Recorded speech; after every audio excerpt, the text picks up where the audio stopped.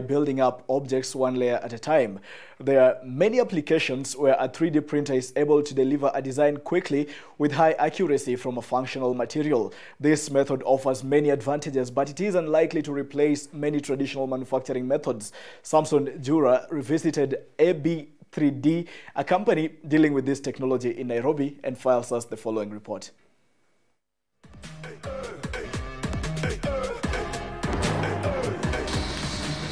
Three-dimensional printing, popularly known as 3D printing, is not a new concept in the country, but soon will be taking Kenya by storm, and we will be learning the major strides it has made and the advantages compared to the traditional manufacturing techniques. The term 3D printing covers a variety of processes in which a material is joined or solidified under computer control to create a three-dimensional object, with the material being added together such as liquid molecules or powder grains being fused together, typically layer by layer. One of the key advantages of 3D printing is the ability to produce very complex shapes or geometries, and a prerequisite for producing any 3D printed part is a digital 3D model. This technology has revolutionized plastic surgery, more so the reconstruction of broken or deformed body parts such as bones. This is as well as the printing of prosthetic limbs, which are affordable compared to the ones conventionally made.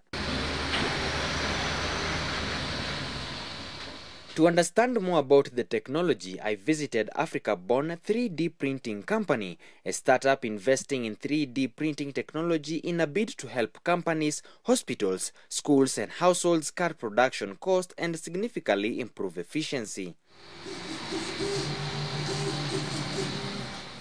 There's one funding we got from medical. We're actually working with medical products. We are 3D printing products for the medical world, such as a microscope. So we have a client who's asked us to come up with or to print for them microscopes, which are low cost and also something that we could provide the community with. Aside from being a printing company, AB3D manufactures 3D printers using readily available parts and electronic waste, hence their low cost. Our 3D printers are locally made with 3D printer parts. The other electronics, we get them from e-waste, from photocopiers. The motors are from photocopiers that have failed. The cables, we collect them at a place called e-waste. It's in Kenya. Bearings we buy, but now the big part of the whole printer, we assemble everything now from here. The printers go for a basic price of 40,000 Kenya shillings. But how exactly does a 3D printer work? A 3D printer works on 3 axes. That is the X, the Y, and the Z. If you want to make a 3D model like this, you have first to conceptualize what you want to make. Then use your computer, a software that can design.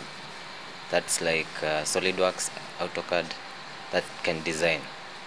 Then after there, you save the file as an STL file, STL. Then now from there, you slice it to a mode that the printer can print. It prints using a G-code.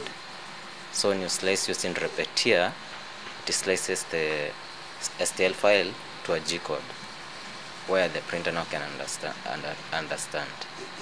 Yeah. So we said you design, then save, then print. At AB3D, they use a software called SolidWorks to come up with the computer-aided design files. The company is working with NGOs to help in capacity building so as to improve the use of 3D printing among marginalized communities. The biggest project I could say is Kakuma project, whereby we had the NGO that wanted us to train the refugees, and from that they bought 3 printers, and also we did a 1 whole week training program for them, whereby they were able to understand the whole 3D printing technology and also build or print something meaningful from that. The clientele at AB3D includes students and engineers who bring prototypes for projects they are working on to be printed. Sometimes other people come in just to get gifts such as custom toys or artwork for their loved ones.